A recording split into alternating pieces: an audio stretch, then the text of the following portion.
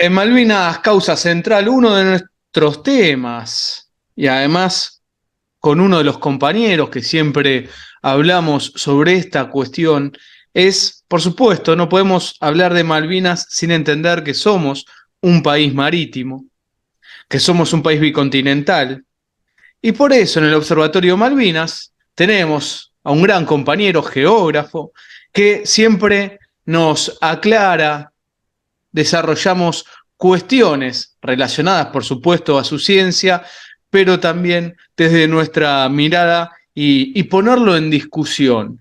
Y justo estos días, con Ernesto no me va a dejar mentir porque lo íbamos a hablar la semana pasada, Sí, pero exactamente. por cuestiones de tiempo no pudimos.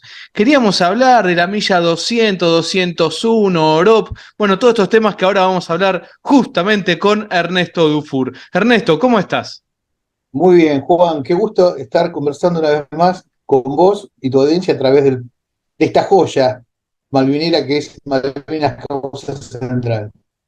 Muchas gracias. A ver, Ernesto, porque además estos últimos días ha sido noticia a través de un vuelo que se realizó, un vuelo civil, llevando inclusive a la embajadora británica en ese vuelo, llevando a periodistas Llamativo, ¿no? Sí. llamativos, llevando a políticos, y de repente tomó cierta repercusión mediática, porque en realidad es un tema que, inclusive muchos de los que están del otro lado, es un tema, los que son malvineros, que se trata, que se discute esto, que hay preocupación. A ver, ¿por dónde querés arrancar con este tema?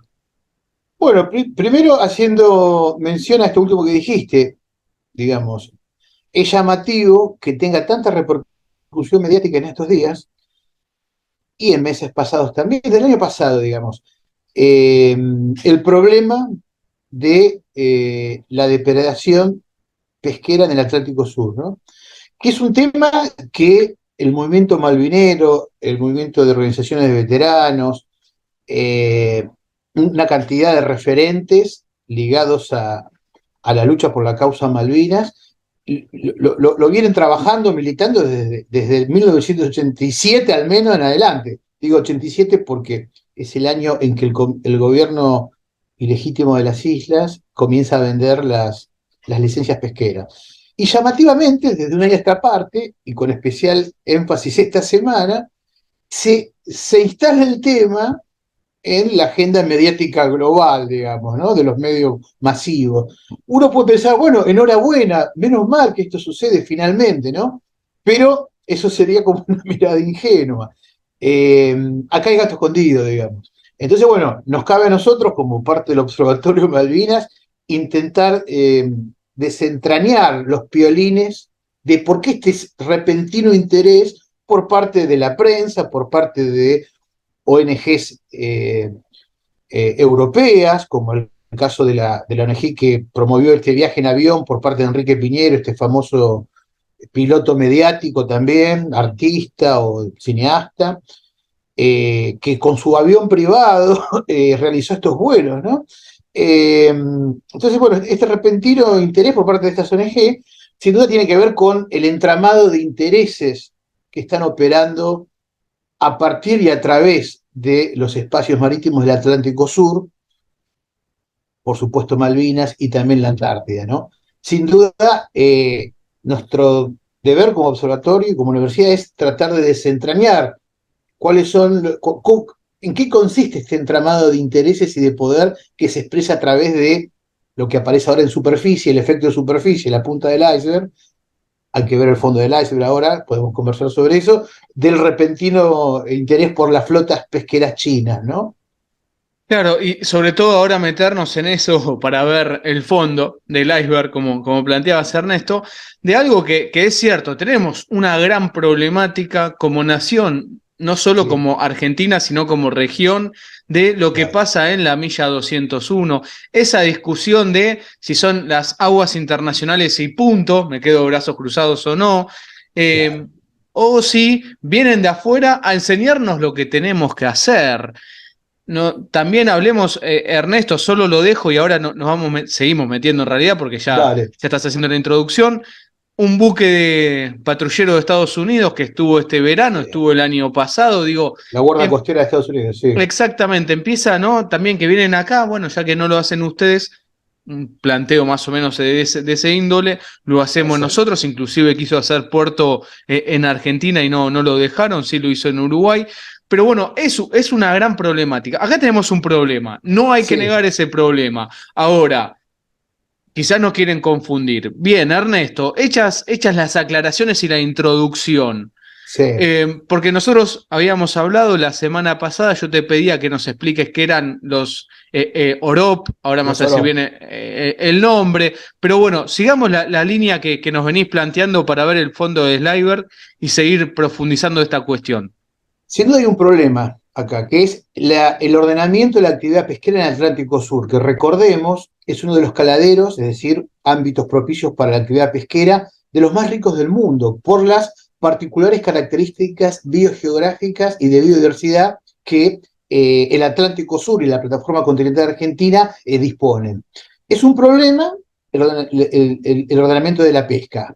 Ahora bien, es un problema que no se reduce a una cuestión de índole estrictamente ambiental o ecológica, vinculada a la preservación ambiental del Atlántico Sur, lo incluye pero no se reduce a él, y tampoco se reduce, lo incluye pero no se reduce tampoco, a un tema estrictamente económico, ¿no? De producción de una materia prima, en este caso los recursos vitícolas, sino que hay una tercera dimensión que incluye a estas anteriores y la sobredetermina, que es la dimensión estrictamente geopolítica, los intereses de poder por parte de actores de poder, sujetos de poder concretos que están operando en el Atlántico Sur. Y además, como geógrafo también, me parece útil recurrir a un método muy propio de la geografía, ver este problema de ordenamiento de la actividad pesquera en su dimensión biogeográfica, económica y sobre todo geopolítica en tres escalas. Una escala mundial o global, hay que ver qué está pasando en el mundo, recordemos que son flotas de bandera, flotas internacionales, básicamente de 5 países, no de los 200 países que integran las Naciones Unidas, sino de 5 países, son los buques de pabellón, como se llaman, una escala mundial, por tanto, esas tres dimensiones, una escala mundial, una escala continental, si se quiere, y una escala estrictamente nacional y subregional, si consideramos Patagonia, Atlántico Sur y Antártida como una subregión dentro de nuestro territorio, ¿no? Entonces, bueno, acá hay algo clave que es la normativa internacional. Empecemos por la escala mundial, ¿no? La Convención de los Derechos del Mar, la CONVEMAR, para entender el problema y entender qué son las OROPS. Las OROPS se definen como las organizaciones regionales de ordenamiento pesquero en el marco de la CONVEMAR, es decir, del marco normativo internacional para los derechos del mar, ¿no? Entonces, la CONVEMAR, surgida en el año 1982, paradójicamente el mismo año de la Guerra de Malvinas, ¿qué establece? Establece que los estados ribereños, un concepto clave, estados ribereños, aquellos estados que disponemos de acceso a los mares, tienen derechos soberanos y o jurisdiccionales, en distinta gradación, sobre los espacios marítimos. Históricamente siempre se pensó que las únicas entidades geográficas plausibles de asignación de soberanía eran los espacios terrestres y una pequeña franja de 3 millas náuticas a tiro de cañón de mar territorial. Y el resto era mar libre, mare liberum, digamos. Esto es históricamente durante siglos fue así, ¿no? Que hay razones también geopolíticas para entender el predominio de esta concepción. Ahora bien, los estados latinoamericanos, a partir de la Segunda Guerra Mundial, sobre todo aquellos que tenían fuertes intereses pesqueros, caso Ecuador, Perú, Chile, empiezan a reclamar derechos jurisdiccionales más allá del mar territorial, de 3 a 12 millas náuticas de la línea de base, ¿no? Entonces empiezan a reclamar en las Naciones Unidas, que es el organismo luego de la Segunda Guerra Mundial, que acoge los intereses y los derechos de los estados del sistema internacional, a la ampliación de derechos sobre espacios marítimos. Esto sucede en 1982. Y hacia 1994, la CONVEMAR, el derecho internacional, establece que, esto es muy importante, cómo se liga lo biogeográfico, lo geomorfológico y el derecho internacional, que tiene mucha importancia para entender el problema del Atlántico Sur, la pesca, la SOROP y la causa Malvinas también. Establece que aquellos estados que pueden demostrar científicamente que su territorio, que su plataforma continental excede la milla 200, que es la milla 200 es la milla que establece la zona económica exclusiva. Estados pueden pescar dentro de la milla 200, pero pagando un derecho económico a el estado ribereño. Entonces, la Conmebol, ¿qué dice?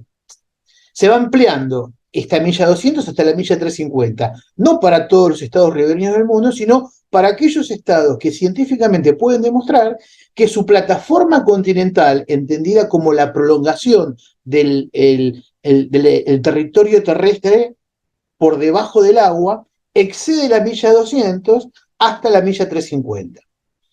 Y la plataforma continental argentina es una de las más extensas del mundo. Y por tanto sus condiciones biogeográficas y geomorfológicas establecen las condiciones ecológicas óptimas para que las múltiples especies desarrollen su ciclo biológico en estos caladeros. Fundamentalmente las tres especies con mayor valor en el mercado internacional: el calamar argentino, Ilex, la merluza negra o austral y el langostino, ¿no?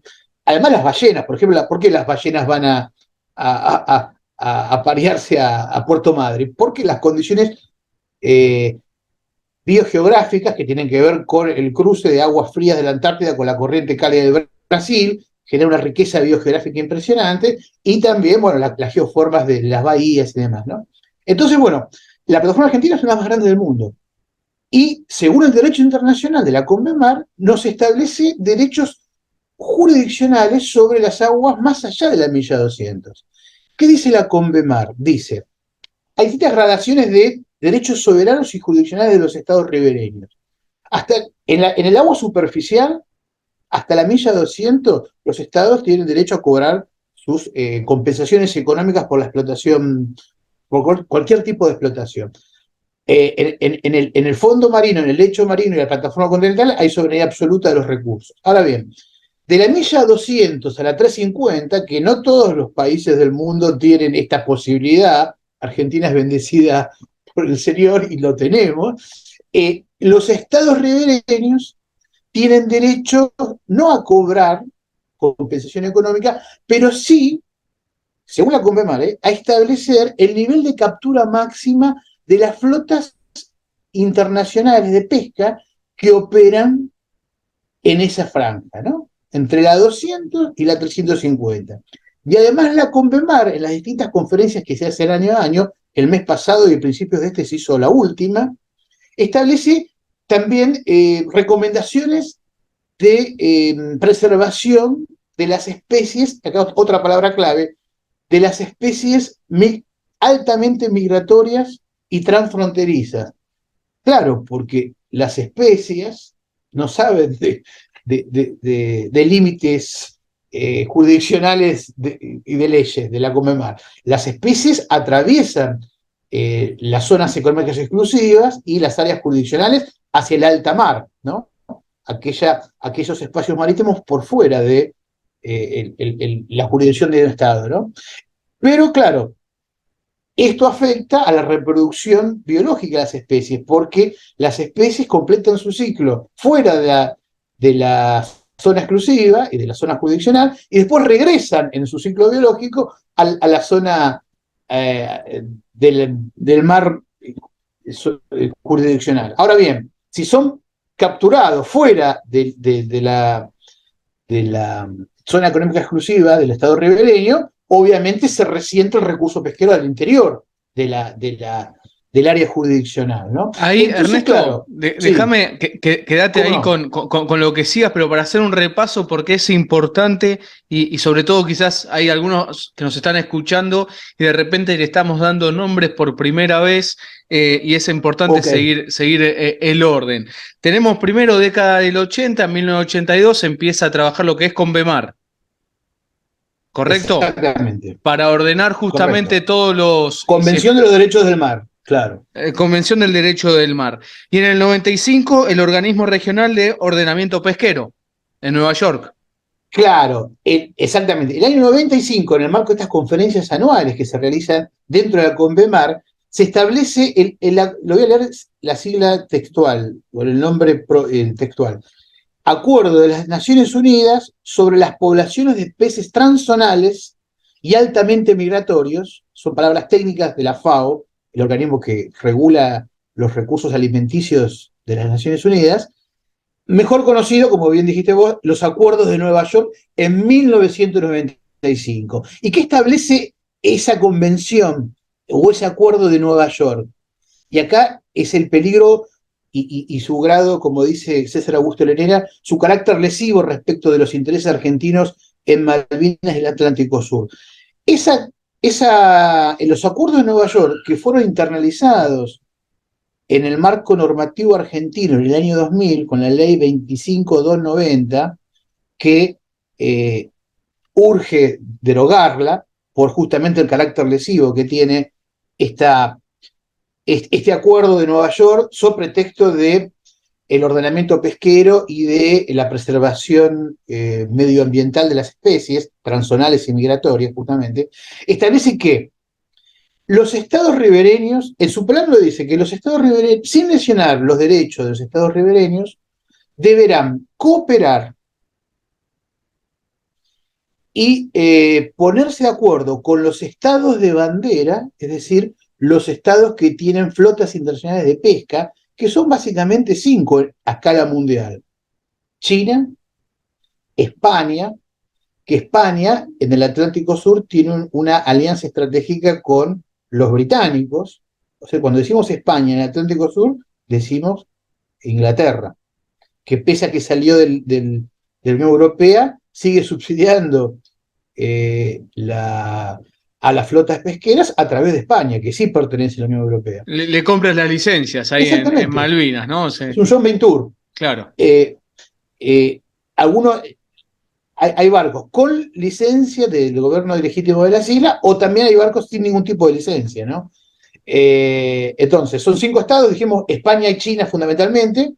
Viste que en la prensa solo se habla de China, pero no se habla de España. ¿Te diste cuenta de eso? Sí, sí. No es casual eso. Y otros estados, son 5 estados de bandera principales. China, España, Corea del Sur, Taiwán, y me falta uno, lo tengo por acá, Japón, ¿no?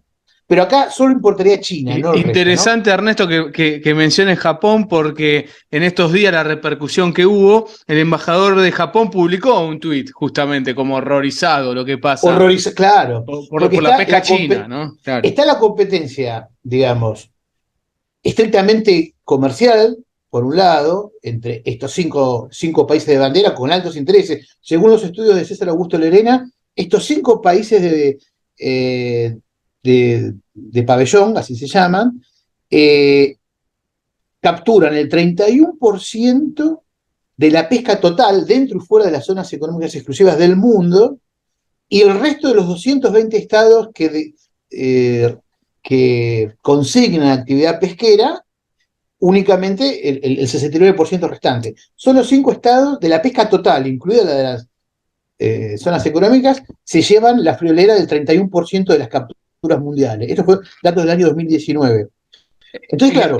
Entonces ahí, Ernesto, lo que tenemos es que justamente lo del 95, los acuerdos de Nueva York, le vienen a decir a esto, como a estos 5 países, te pido por favor que me corrijas, ¿eh? Sí.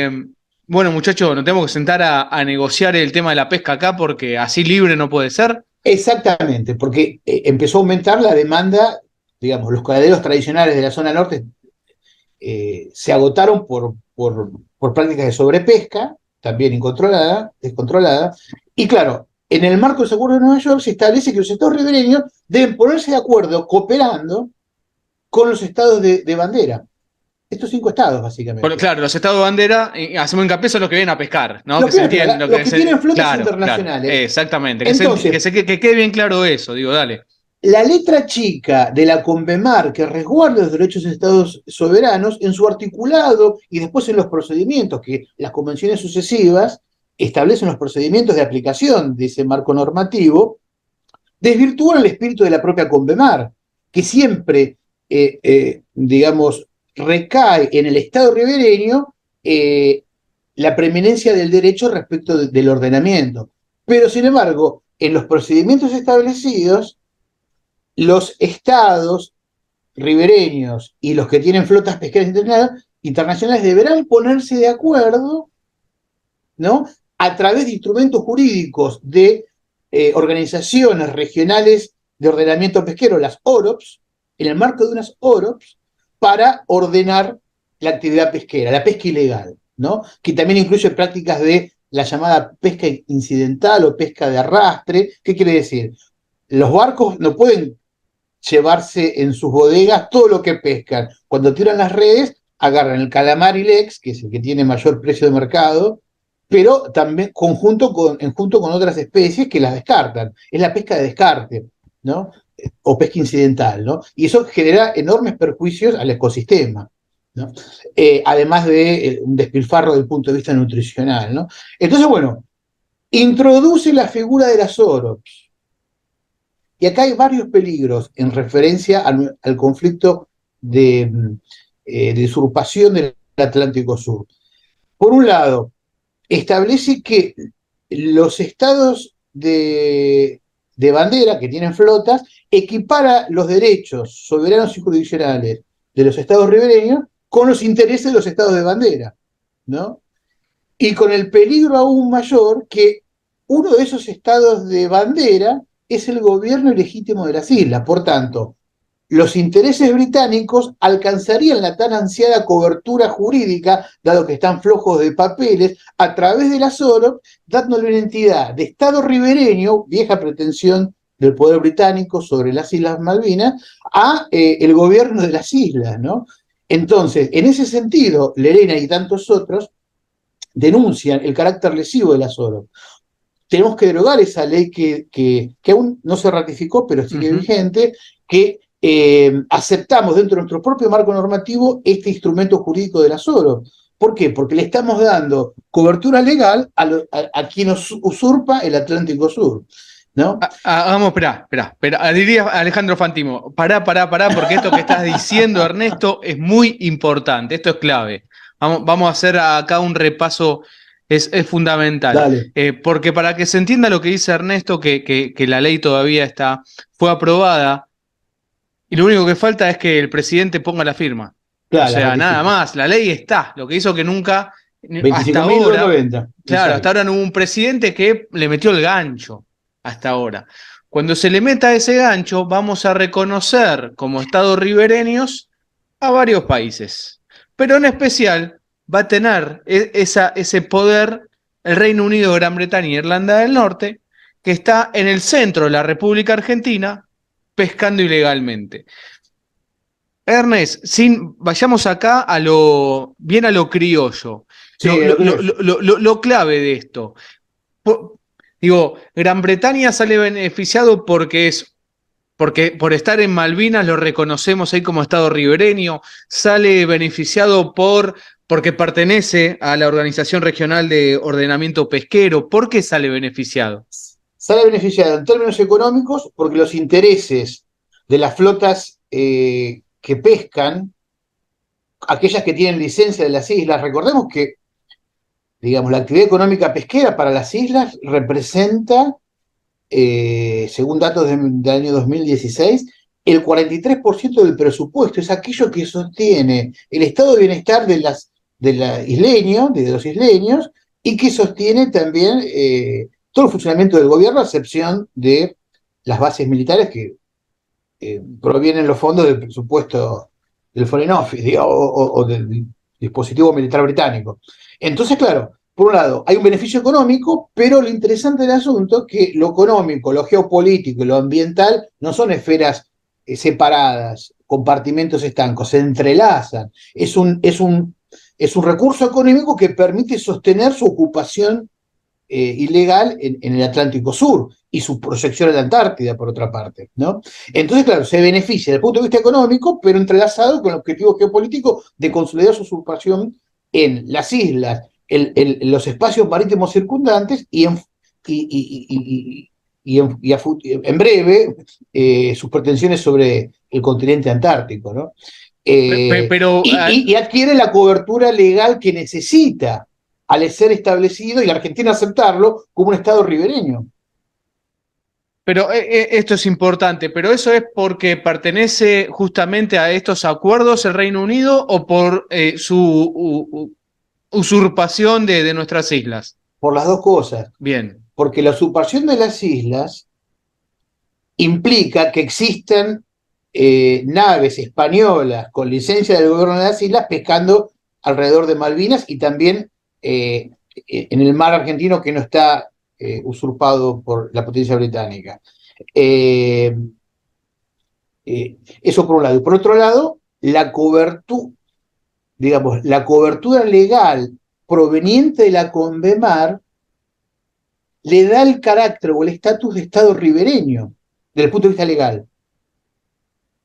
Entonces tiene un beneficio económico, geopolítico y también legal. Jurídico en términos del derecho internacional. Claro, claro. Por eso es lesivo a los intereses argentinos.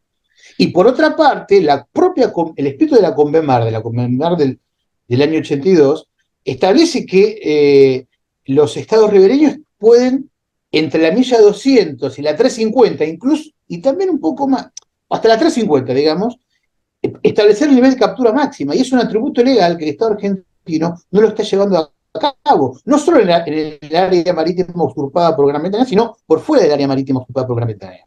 Vamos es decir, tiene que sentar a negociar con las flotas internacionales, no con las de las islas, pero en los términos que no lesionen el interés nacional. Y eso está amparado por la propia letra del preámbulo de la Convención y algunos artículos. Solo que los procedimientos que se establecen en las convenciones futuras, como el Acuerdo de Nueva York y la última convención, la de marzo de este año, el principio de marzo de este año, que dice lo siguiente: incorpora la figura de la necesidad de hacer análisis de impacto ambiental antes de realizar la actividad extractiva de pesca, por un lado. Por otro lado, refuerza que nada de lo que se haga debe ir en detrimento de los derechos de los estados ribereños. Pero al mismo tiempo, en ese procedimiento establece que los estados ribereños y las flotas internacionales deberán llegar a posiciones comunes por consenso. Y si no se logra el consenso, se establece el método de la mayoría de 2/3. Entonces, claro, el poder soberano y jurisdiccional del Estado, llegada a esa situación, se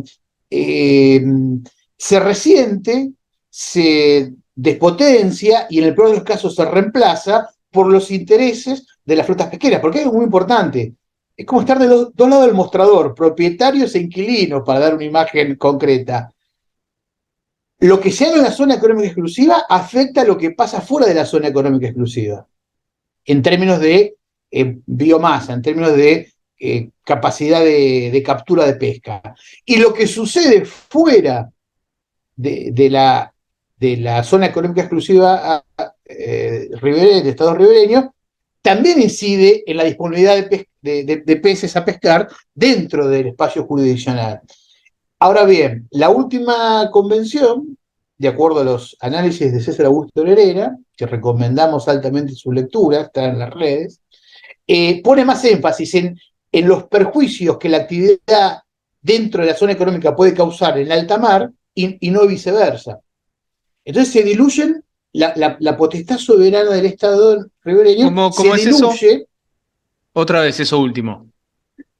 ¿Lo de se diluye o lo anterior? No, claro, el ejemplo que daba Lerena, de que justamente lo que ataca están pasando unos camiones por la puerta de mi casa, no sé si se escucha, vos lo que hace escuchar, Ernest, pero no se escucha, por eso cada tanto pongo silencio, pero decime. Desde el punto de vista biogeográfico, por eso es importante tener las tres esferas permanentemente entrelazadas. Desde el punto de vista geográfico, las especies son altamente migratorias, van y vienen de la zona económica exclusiva, de la Villa 350 y la alta mar. No les importa el marco normativo internacional. Por tanto, todo lo que sucede dentro de la zona económica exclusiva afecta la pesca afecta los intereses de las flotas internacionales.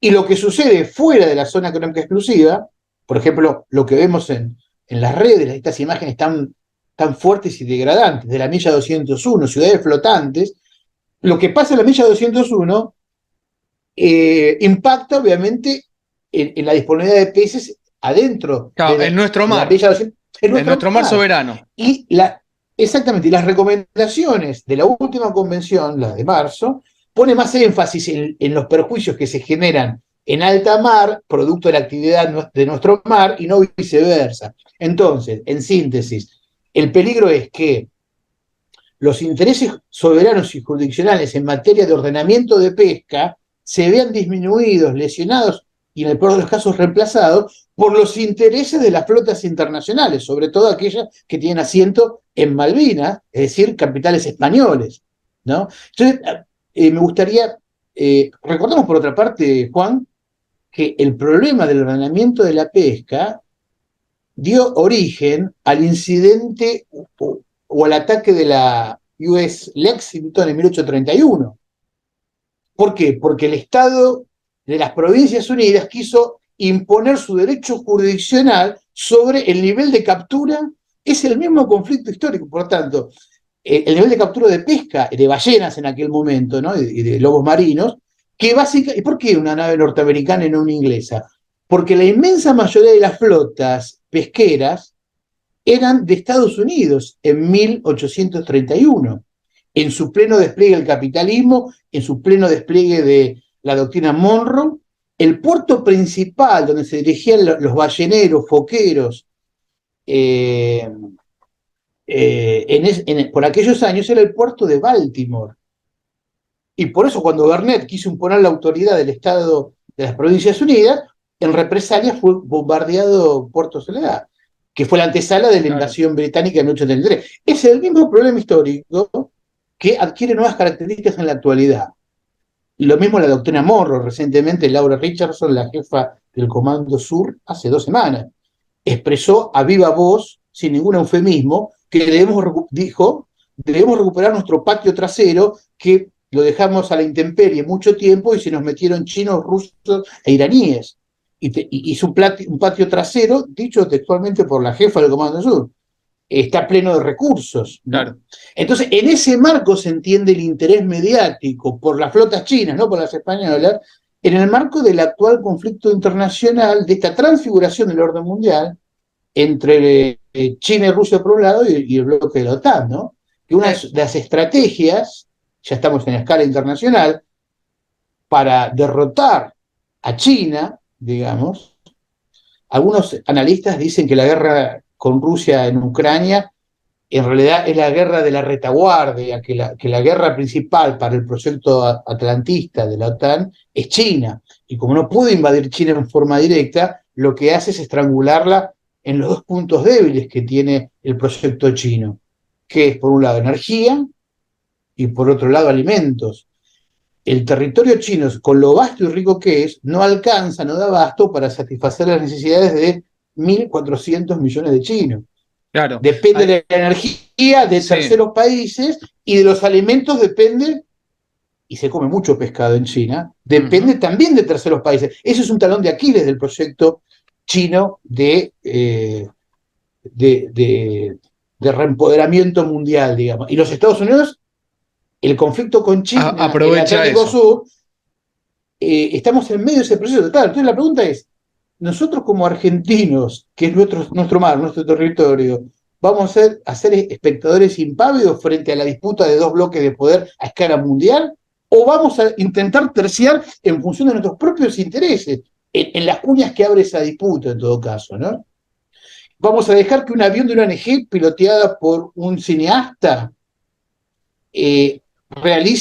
visibilice y realice el control de las flotas pesqueras, o va a ser la propia Armada Argentina y el propio aparato estatal argentino, dispositivo estatal, que no solo se reduce al aspecto de la defensa, que por supuesto lo incluye, pero que es más amplio incluso, eh, digamos, Sí, es una ahí oportunidad, creo yo, para tomar conciencia del problema que atraviesan nuestros espacios marítimos. totalmente. Ahí hay varias cuestiones, Ernest, y para ir cerrando, recuerdo a Ernesto Dufour, es geógrafo, integrante del Observatorio Malvinas.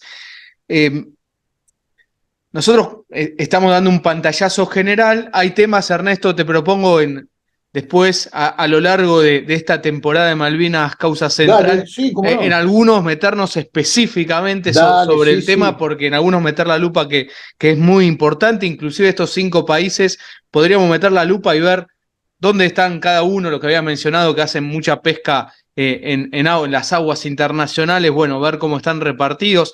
Ahí hay mucho para investigar, muy interesante, tal cual. pero digo, nosotros lo que venimos planteando es, tenemos una problemática con China, por supuesto, lo que pasa en la milla 201.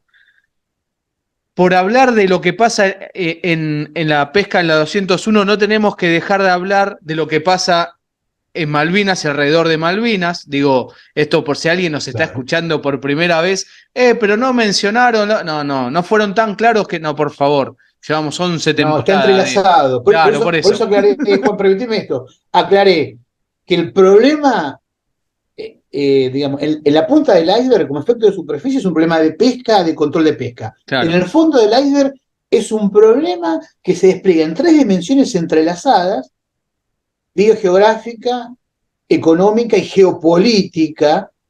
También podríamos agregar una cuarta dimensión, geohistórica, porque es el mismo conflicto de 1831 hasta la actualidad, que se despliega en 3 escalas, entrelazados todos: sí, sí, escala internacional, continental y nacional subregional. por eso, No son compartimentos claro. estancos. Esto es un tema de pesca. ¿Qué tiene que ver la geopolítica? No, no.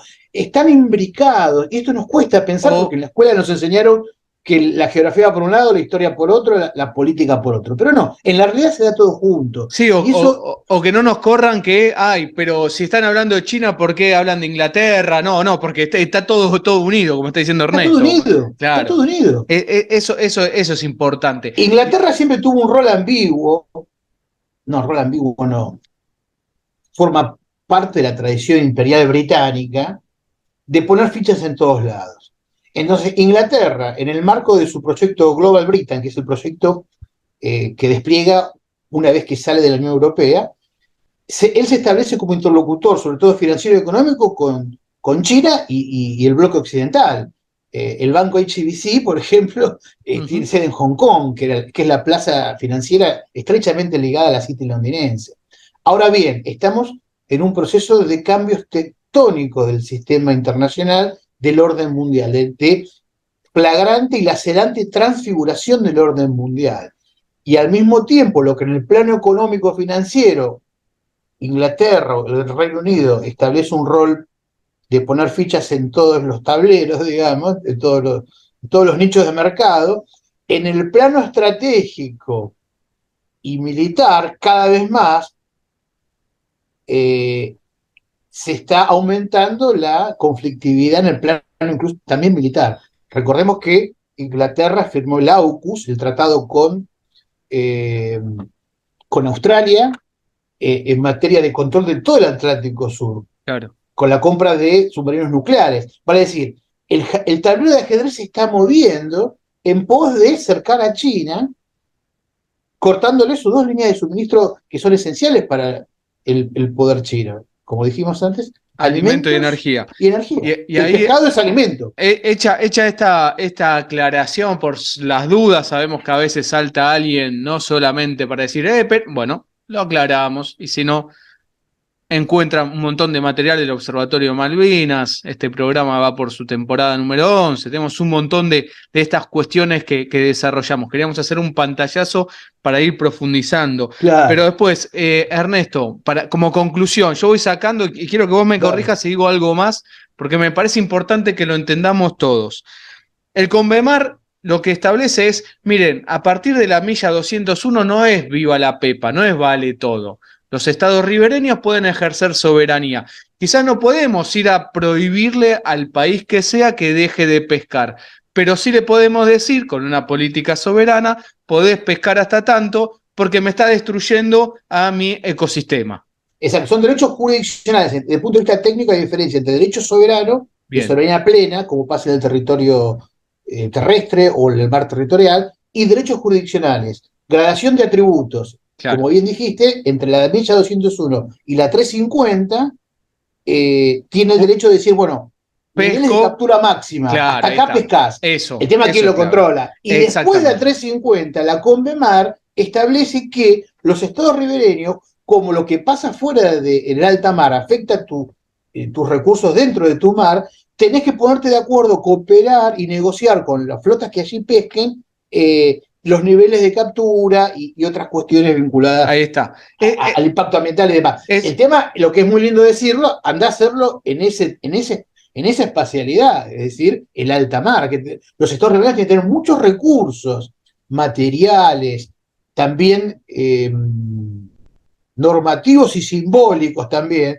Tiene que haber mucha densidad nacional, como decía algún pensador, para poder llevar a la práctica aquello que lo habilita el derecho internacional.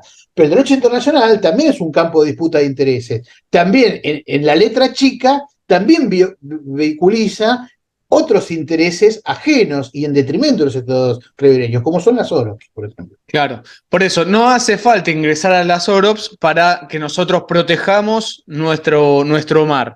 Solamente falta ejercer una política soberana para, che, hasta acá podés pescar. Mirá, China, no podés zarparte. Desde el punto normativo, sí. Por ejemplo, ¿cómo llevarlo a otros ámbitos de acción política concreta? Efectiva, no retórica. Bueno, en el sinnúmero de acuerdos de inversión que hay con China en la actualidad, se puede establecer una cláusula o negociar. Bueno, está bien, negociamos determinada inversión en continente, por ejemplo, pero agregar una cláusula respecto de los intereses argentinos con las flotas de pesca chinas en el mar que está no bajo control británico, sino por encima, ¿no?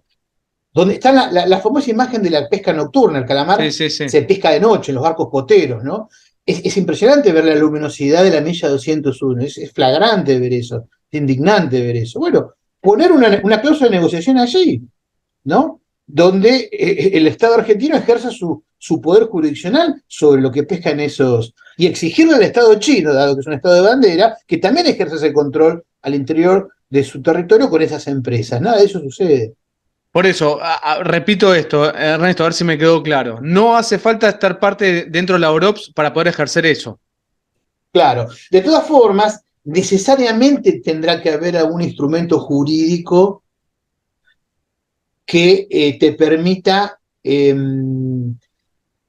negociar y equilibrar intereses, porque es una realidad fáctica. En todo el mundo operan flotas internacionales de pesca, flotas de bandera. Entonces, tiene que haber algún instrumento jurídico, por fuerza tiene que haberlo, que te permita ponerte de acuerdo en el alta mar lindero a tu zona, a tu mar jurisdiccional.